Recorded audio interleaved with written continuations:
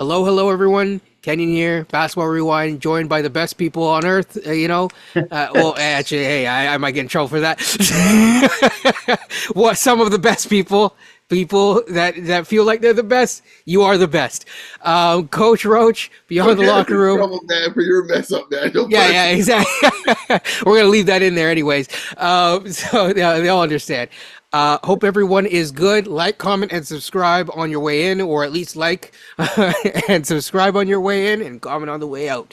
So to get it started today, we're mainly going to be talking about Raptors Summer League. This comes before their second Summer League game. Of course, that's gonna come. It's gonna come pretty soon, but we wanted to get this out there. We wanted to give you the information and also just tell you what to plan for the rest of the summer league. So we're just going to go through the Raptor stuff, and then if there's anything non-Raptor related, really quickly, we'll kind of run through that like that. So summer league just happened. Raptors, got the win. They're 1-0 in summer league against the OKC Thunder. This year, OKC did not have the summer league roster that they did before. Unlike the Utah Jazz, which is kind of pulling what they did, they don't have their whole team out there. So I do think that the Raptors, before we go any further, I do think that the Raptors have a solid team that could potentially be in the playoffs for summer league.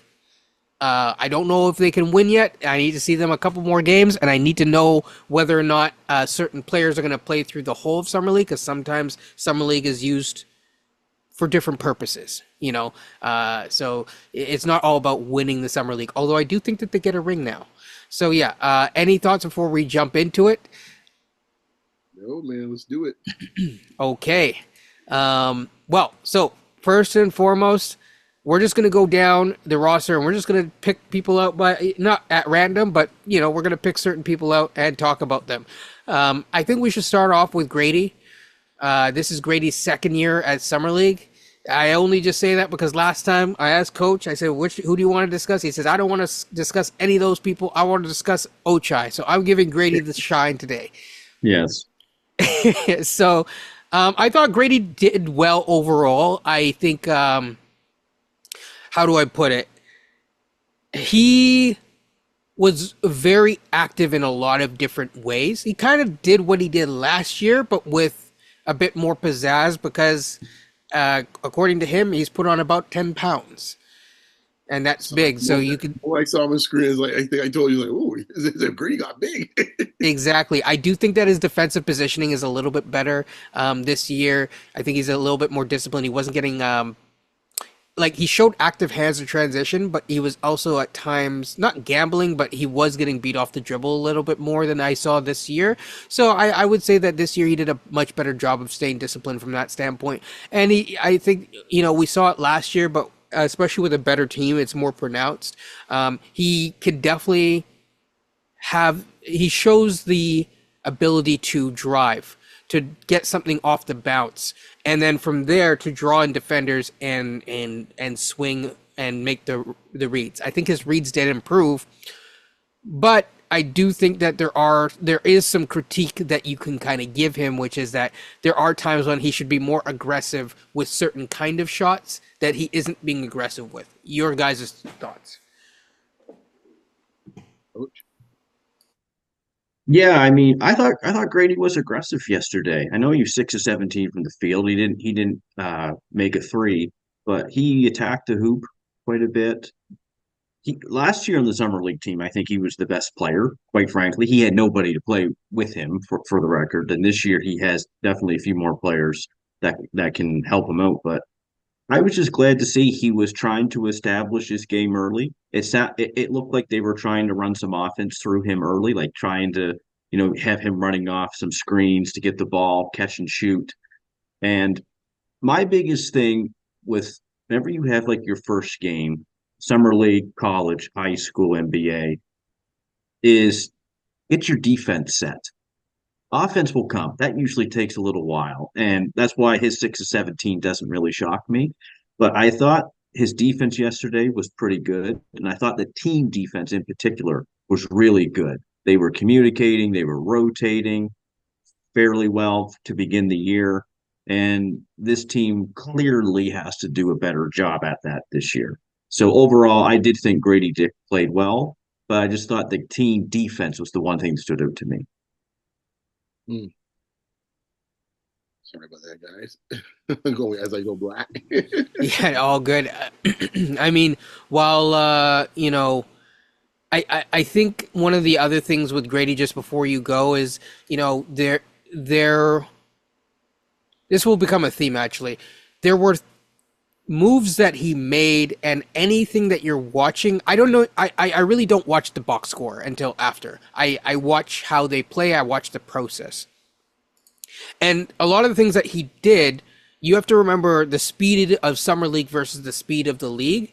And I was like, is this transferable? And for the most part, it is. So I can't say that for everyone, and there will be some critique people, but for him, I thought that what he showed, at least, there was a progression in that area. The other thing that you gotta love is like he's the best free throw shooter on the whole team. That remains the case. So Yeah, and it was good that he was 6 of 6, shot 100%, and well, he was active. I think you had mentioned that earlier, Kenyon. Sometimes if your shot's not falling, what else can you give? Even though he had 18 points, he was active everywhere else, and that's what you want to see from arguably your best player in summer league. beyond thoughts on um, Grady. well, I think what I love with what he's doing is one thing I was looking for immediately is I wanted to see if his body got bigger, like he got he filled out more. And the more I looked, I was like it popped off the screen, like oh damn, all right Grady, I see you.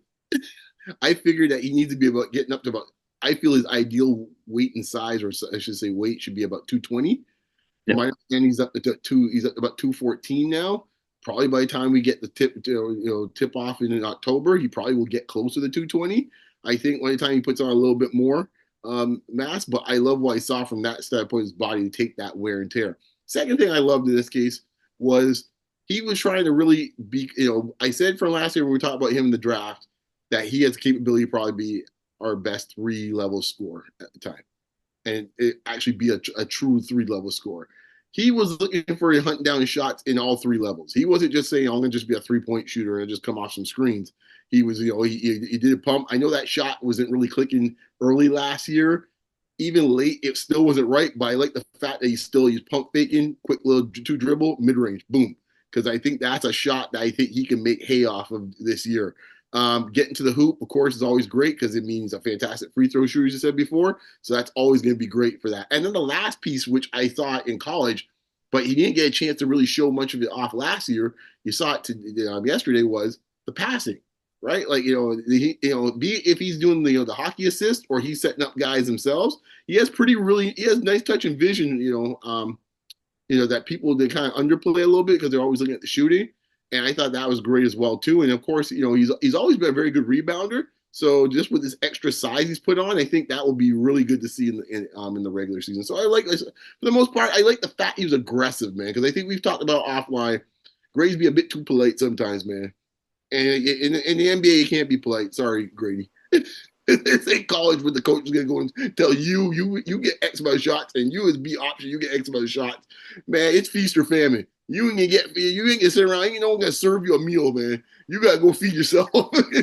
And I do think that, not that I want him chucking up 5 more shots, but it's where he picks his shots. I do think that he could pick his shots a little bit better because there's times when he's still, at times deferring when he should be taking those things, or passing when he has a clear open thing, or taking it and driving into multiple defenders. So he's still getting there, but I mean, he's a second-year player, and I think he showed a lot of progression. Honestly, you get the third or fourth amount of shots on this team. You mean during the regular season? Yeah, I agree.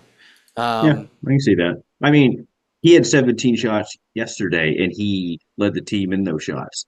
Yeah. That's the guy I want leading my team in shots. Whether he makes them or not, fine, whatever. It's summer league, but I don't want to see 17 shots coming from the fifth option on offense or a bench player. So I guess we'll now go on to players who are going to be here for certain, and so we're going to skip certain players, and we're going to go right into Jacoby. And I think it's good to talk about Jacoby and Ochai, mainly because I think that they're actually going to end up competing for minutes a little bit. Based on what I saw, I don't think it's going to last long. It probably will not, but that is the thing because a lot of I know that they played Ochai as a power forward. The challenge with that, just to jump right into that, is he's not a power forward. He's 6'4". It's like playing Bruce Brown as a power forward. And frankly, if that shot isn't working, he has a limited amount. I mean, the defense has held up, but if the shot isn't working, then I don't know what he does. And so you look at a guy like Jacoby Walter. To me, Jacoby, the offense wasn't necessarily working, but he's a first year player who hasn't even played a single game in the actual NBA. As first thing of summer league, you could chalk it up to jitters or whatever. That's fine. This guy, the other guy, Ochai, is a third year player, so you kind of worry a little bit about that.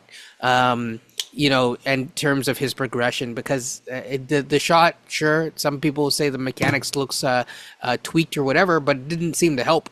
And it's not like he has anything else to do, so but work on the shot. So I mean, at some point you gotta be better because he's kind of fighting for not his contract this year, but to get that team option picked up because that's a big deal. Thoughts on those two? I'll jump in on this side of it. I would say for Ochai, he's fighting for his career as being a rotation player. Like really, that's what it comes down to. Like, are you going to be a guy I could play in my top 8 or 9 on any team in the league, a la Bruce Brown? If you cannot, then you're going to be sitting at the end of the bench, 12, 13, 14, 15. And yeah, you'll get a paycheck, but you're not really going to get a lot of runs. So he's really playing for his career on how it's going to be seen in the next 5 years or so. So the fact that he's coming to summer league as a third year guy, I understand that he got traded mid-season.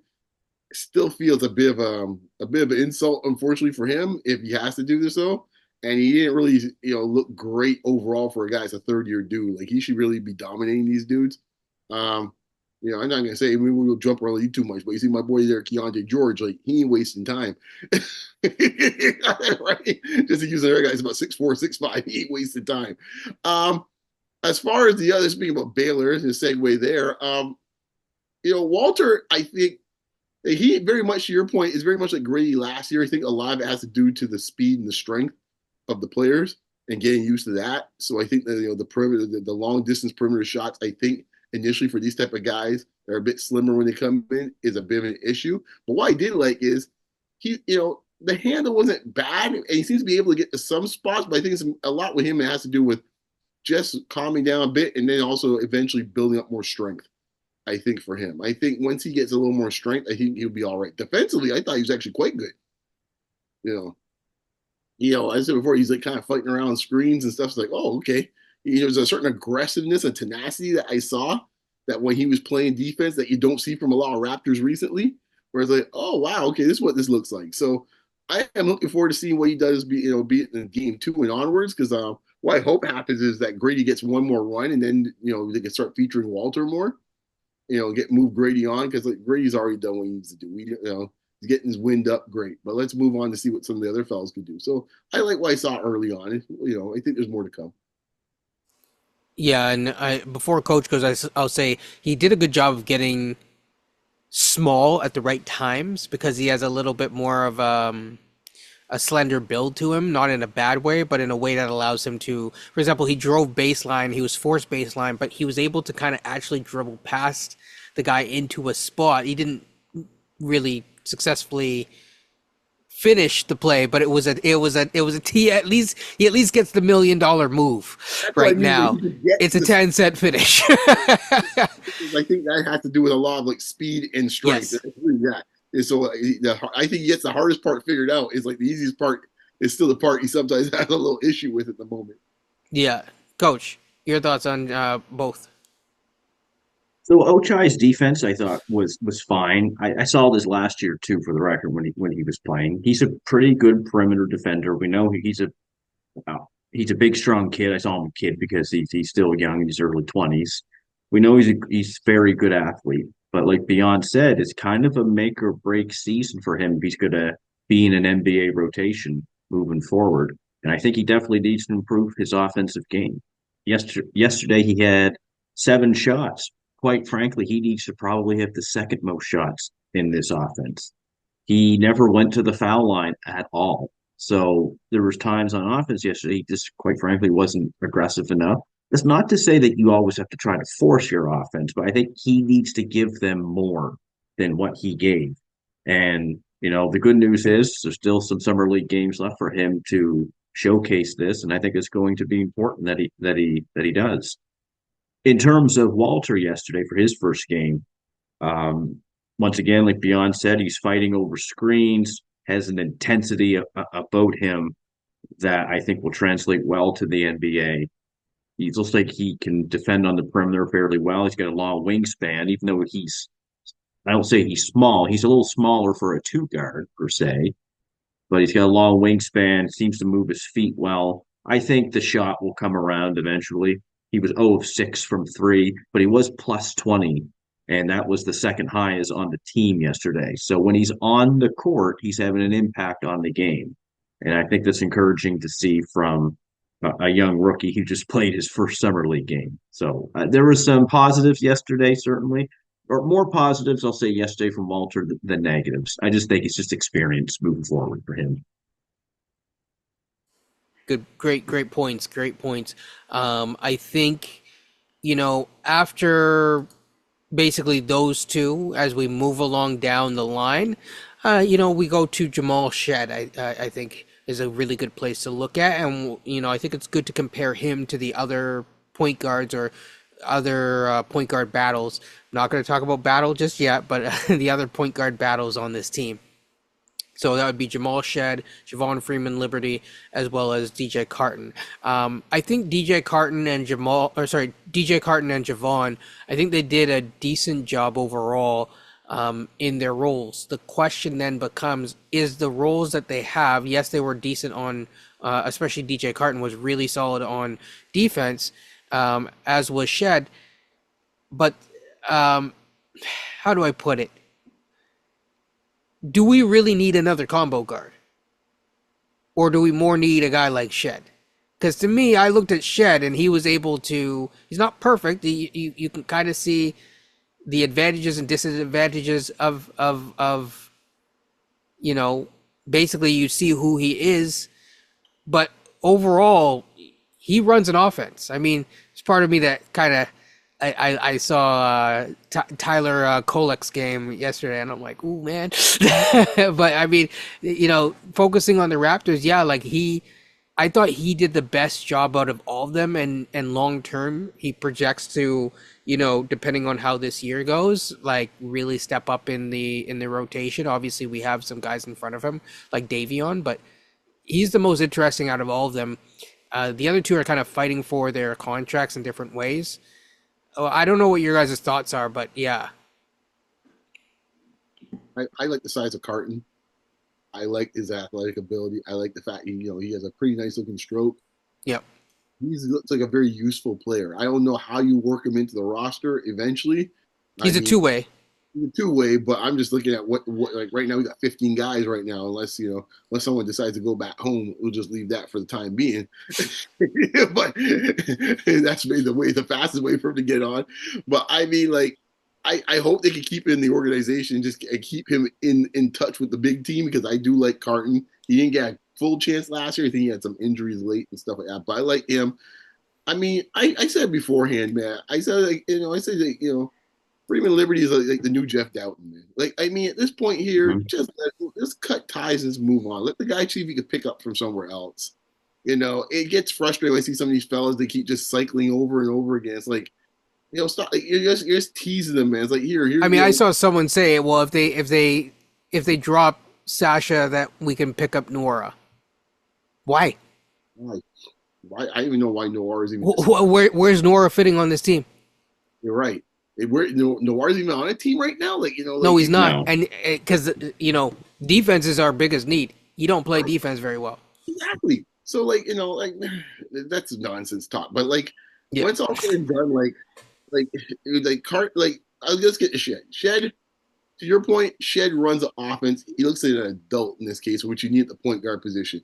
I mean, it reminds me of, I'm not saying this in this case as far as shooting. I know that's his weakness. I'm just talking about the persona. It does remind me a lot of Fred. where it's like, he's like a got old soul type of thing. Whereas like Fred's like 23, but Fred feels like he's been a 10-year vet the moment you walked in type of feel. He has that same feel to me too, where it's like, he just feels that, guys like knows what he's about and knows what he needs to do, knows his strengths and also knows his weaknesses.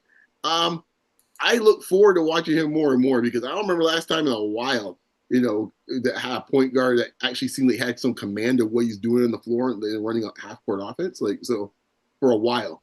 It's been a long time. In this case, it feels like at least a couple of years, where we've seen that. Because, be quite honest with you, for the Fred fans, it got a little out of control in the last year or so. It got a little out of control. I just say that when it comes to running it in the offense. So, I'm looking forward to seeing more of Shead, especially when we kind of like drops in the guys like Ochai and Gradey in the summer league. Maybe he gets more run that way too. So just like Walter, we can get more focus and feature him. So yeah. That's my thoughts on all three of them. Coach? Jamal Shead was as advertised. That was the same shed that I saw. Shed that I said the same shed that I saw in the NCAA tournament. There's reason he's national defensive player of the year, and his perimeter defense, his intensity, his fighting over screens. It was certainly encouraging to see. He reminds me, and beyond, you might get a little laugh out of this. It's like a hybrid. I see a little bit of Davion Mitchell, and I see a little bit of Ty Lawson in him. Just that little small, stocky guard. I know, a little Tar Heel. Yeah, he's got a little ways to go offensively for like Ty Lawson, but I see why they drafted him and how he definitely makes a ton of sense for a team that played little to no defense last year, especially on the perimeter. And like you guys said, he knows how to run an offense. But we could use that definitely in the half court. In terms of Carton, I thought Carton played really well yesterday. 5 of 6 from the field, 2 of 2 from 3. He had 5 assists, 2 steals, 13 points. He led the bench in plus minus. I thought he was really productive yesterday. But I think Kenyon made a good point. We have like 5 small guards on this team right now, including the two ways.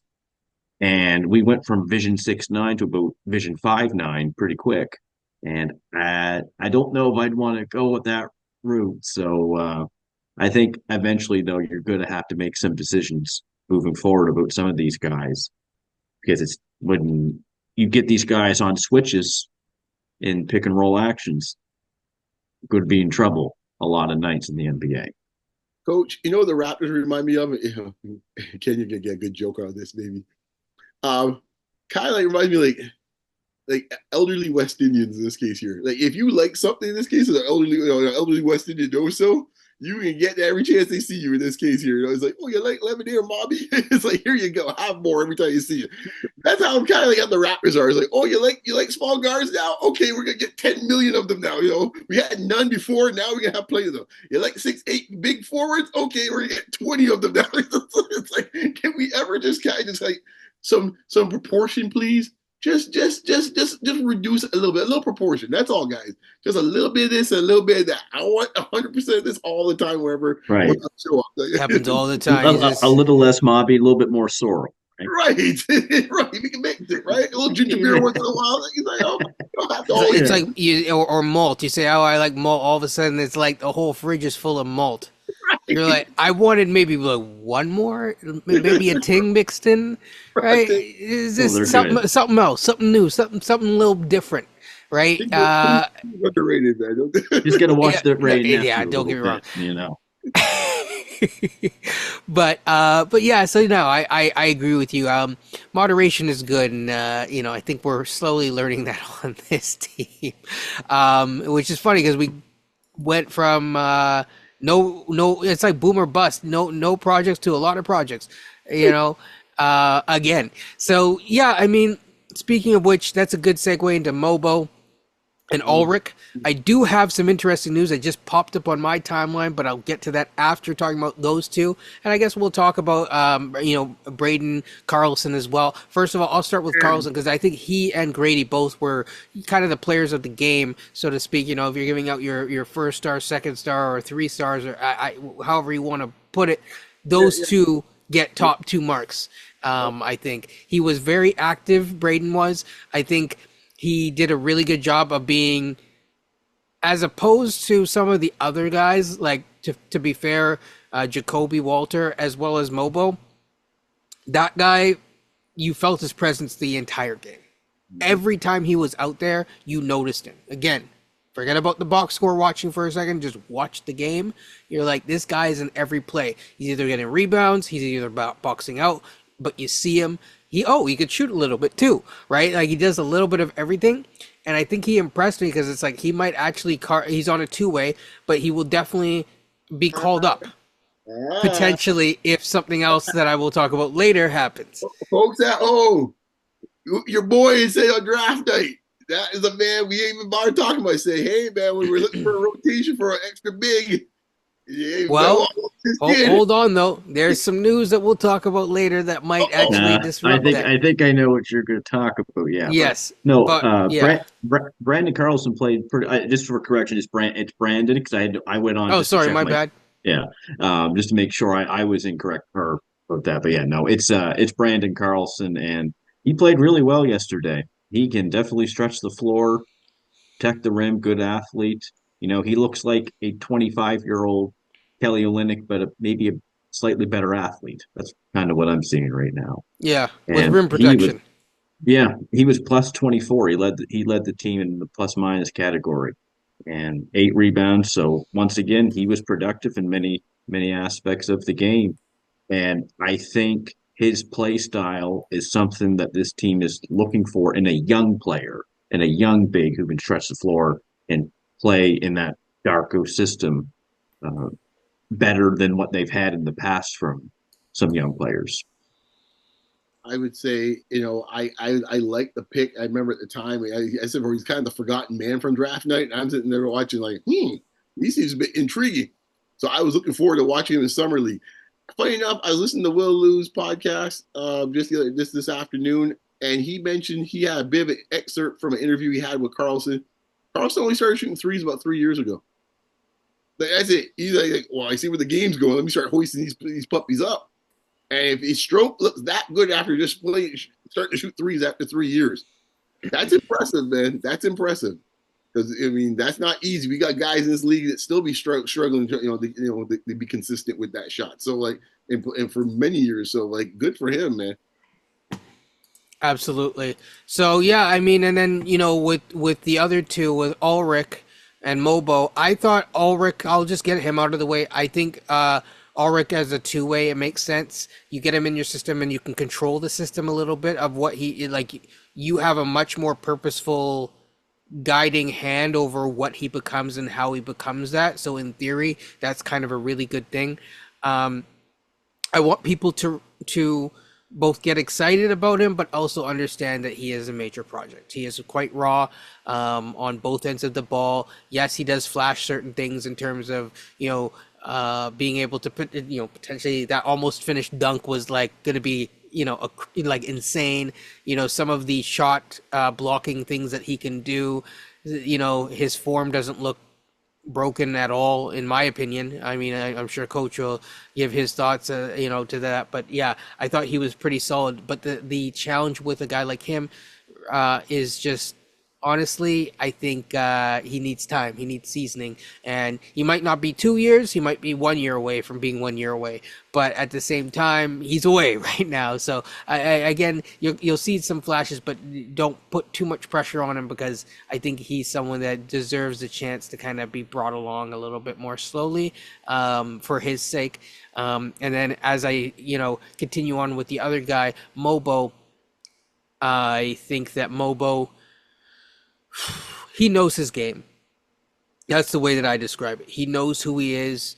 I saw someone comparing him to Precious the other day recently again, and I said it's like Precious, but knowing his game, because there was times when Precious would be so unaware of who he was, you'd think it was a Freaky Friday body swap or something going on. So at some point, this guy knows who he is. That's a good thing. It's also a challenge, because I don't think his limitations are going anywhere soon. And so the lineups that he's used in early on will probably shorten his immediate path to success if he can't develop a 10 to 15 foot jumper. That's my thoughts. Coach, I'm going to go with you first, and then we'll go into the news after Beyond finishes his thoughts. Chomche was the person I was looking the most forward to watching in this game. I've been talking a little bit about him off and on since April, and he definitely has the physical body now ready for the NBA. Of course, he's going to get stronger. He's only 18, but he's 6'10", 240. You don't find many 18-year-olds on the planet with his stature at his age. He definitely, like you said, Kenyon, he's raw. And I was so pleased with Jama to play him as many minutes as he did. He led the bench with 17 minutes along with DJ Carton. And I would have done the exact same thing if I were Jama. Play him 17 to 20 minutes a night. Play him, play him, play him. Let him get reps. Let him figure out what he can do on offense and defense more, because he's so raw. He's acting on instinct, as all raw players do. Now it's about getting that proper instruction that he needs from an NBA team. Because let's face it, if he went to college, it would have made a lot more sense at his current skill development right now. But him jumping right to the NBA, it's a big jump. He's going to need time for sure. And I'm just glad that Jama gave him as many minutes as he did. I thought he rebounded the ball very well. He's definitely a good athlete. He airballed a foul shot, but that's okay. I remember Giannis did once in the NBA final or NBA conference finals against us. But I think Ulrich just needs time, reps. Give him the reps. That's my hope that Jama will continue to do. Don't worry about the mistakes. Let him play through it.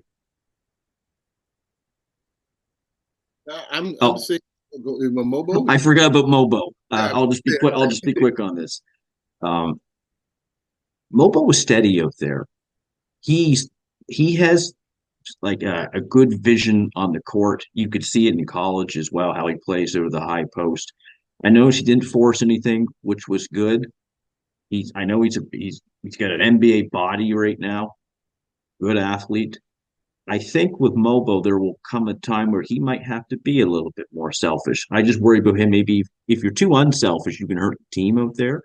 Not that he did yesterday, but I think there's going to come a time where he's going to have to show a little bit more. Like Kenyon said, he's going to have to develop a jump shot. And I suspect the more time that he gets, more confidence that he builds, that will come, because he's got a skill set primed for the NBA, and he's got a skill set that fits with this offense moving forward. I'll make it quick. I think with Mogbo, I think you see a similar situation you see right now what Indiana has with Jarace Walker. He's not as talented as Jarace Walker is. I was literally about to mention him when you were finished. But when you get tweeners like this is the situation you have, where it's like, okay, you played in college as essentially a center or a four, and now you have to have wing skills. The most important thing that came out for him in the draft was when Bobby Webster called him a wing. I think the psychology of making sure they named him a wing was more important than anything else in this case when it comes to his development. Because, if we're doing the comp with him and Precious, that was the problem with Precious. They kept on talking about him as a five. Precious never is a five. And, and I don't think that helped Precious in any ways, and to be quite honest with you. So, yeah, as I mentioned on draft day, he needs a 15-foot jump shot at least to start off with. He's not, because he's gonna have to, because in this lineup or even the big roster he's on it, he's not gonna have opportunities to be playing all small ball five. Just ain't gonna happen. So I think he's gonna figure that out at some point, or he might be in the G League a little sooner in the beginning of the year than people think, till he can actually get that sorted out and then bring him up. So I'm with that. As far as Chomche goes, I must admit, man, the offensive skill, I can see why people are intrigued by him, man. I mean, that bounce pass wherever he had there in that backdoor cut, that was a thing of beauty. I was like, oh damn, like it was online perfectly. I mean, and I think he has a little vision there with that. He has a nice touch. Like he has the athleticism. Like he's a guy. I'm not like he's gonna take some time, but I don't think he's gonna take as much time as people think. I think he might surprise some people, man. I mean, he's one of the guys I would be surprised by about like Christmas. All of a sudden, it's like, whoa, who is this dude? Like, I mean, I think now because I think it's one of the things he has that I think will help him is playing against better competition, and that will help Yes. his development, right? Because I mean, I think sometimes when you're that athlete and that talented, and sometimes you're playing against lower competition, you stagnate a bit. And I think as he starts playing more better players, even in the G League, you'll start seeing the best of him. So I'm looking forward to seeing his growth, though. Yeah, I think too the the NBA Africa program that he's in, I think is still in a little bit of its infancy stage of where they want to be eventually, I believe. And him making that jump to the NBA, more or less skipping college or EuroLeague or the African Basketball League in some capacity, it's a big jump. It's like when you're in grade six and okay, I'm going to go play senior high basketball now. This is kind of probably what it's like for him, quite frankly. And I think that where the Raptors are as a team and an organization right now with this rebuild, this is the time to develop someone with his talent and with his capabilities moving forward because we don't have many bigs quite like him on the team. Absolutely, 100% agree with everything you guys said. Um, I guess that's it, except for the special news, and that is that Koloko just submitted his papers, so his hands are in the fate of the NBA essentially in terms of whether he is able to be cleared to play basketball or not, and How when is that? he is. Okay, so let me just ask you: if he's Mhm. cleared, what happens? If he's cleared by the NBA, then he can sign with any team he wants. Because he is officially a free agent because he is no longer with our team anymore, right? So he can sign with us. Uh, he could sign as a two-way with us, which would give us certain rights potentially. So there's different things that would happen. I think we would probably have the first mover advantage because we did pay out his contract and honored that. Um, Even though we didn't necessarily have to, at least we paid out the final portion of when he was here. I think he had 1 year left that was non-guaranteed, but we paid him what he was owed. We could have just not. There's ways around that, and they honored that. So I think that there's a relationship there. He's been hanging out with Bobby and Messiah, and I think he wants to be a Raptor. So there is going to be that opportunity. If he's there, things get a little interesting from the center spot. Mess around with my Cooper Flag sweepstakes, my friend. You could. That's all. I'm It happy for also might mess around with people's Pirtles things. So it things get interesting. We'll I just will say say that. this. I think you have an opportunity. Anybody's a center right now for the Raptors not named Pirtle, you will have an opportunity to play this year. The odds that you think Pirtle's going to play, say, 75 games, I'll be bullish. Good luck. I don't see it. I think Pirtle now is showing now that like he's at get that age where you start getting like a little nick here, a little nick there. It's like it starts to take a little while for recovery, man. Especially as a 7 footer, yeah. Yeah. And then also 25 minutes a game, and you see him at times, depending on the game. It's hard to have him out there if they're gonna do a hacky yak strategy, because he's shooting free throws at between 55 to I think 65 at best percent. And I don't even think it's above 60. I'm just doing it off my head. So that makes it challenging to finish off games. We do know that Koloko, while he didn't have an opportunity to play past his rookie season, it would have been interesting because we do know that he was a decent free throw shooter, and his jumper had a decent stroke. So, I mean, I would love to see him back regardless of anything else. Also, good, healthy competition at that center spot. And like I said, it might make certain things more flexible, especially if they're looking at that flexibility and optionality into the future. It might make it might open up the possibility of flexibility in terms of a future Pirtle move, because it makes it easier that at least you have someone that that you trust, that quote unquote is aware of your system. I mean, he did go through a training camp of some sort in Vegas and otherwise with Darko. So, yeah. Yeah. Any final thoughts before we get out of here? Coach, I'll go with you first. I'm happy for Koloko. I really hope Mm, this goes through, just for his sake as well. It's almost like you get your dream of becoming an NBA player, and then it gets stripped away from you after 1 year due yep. to factors outside of your control, and now you get this second opportunity to get this. Obviously, I hope it's with us, but at the same time, I just want to see him back in the league. In terms of our team, I know Beyond said the Cooper Flag sweepstakes might be in jeopardy. Um, I look at it from a different perspective. I look at it in the fact is if Koloko does come back, they might not be they might not be prioritizing drafting a big at that spot. That will That be too. clear. It might be more of a we are now going to focus on a developing a big wing player, whether it's Cooper Flag, whether it's Ace Bailey, whomever it may be. So, and quite frankly, we'll see if Coloco's on the team, what impact he'll have early per se. But I just hope that he's able to come back and ideally play on this team and get some time.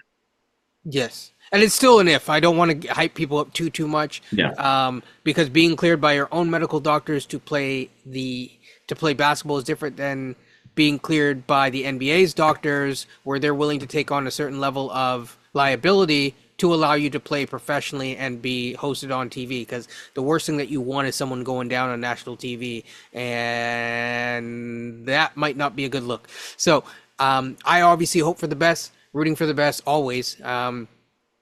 However, just be cautiously optimistic, people. That's what I would say before Beyond gives his final thoughts. Be cautiously optimistic, But if he does play, things will get excited in the NBA in general, because I'm a big fan of his. One of the first, if not, I think the first video on this channel was a Koloko video. Beyond. Yeah, I'm joking aside from earlier. I mean, I'm just happy for the young man that hopefully get an opportunity to play again. I've always been a Koloko guy. He was the guy wanting to draft.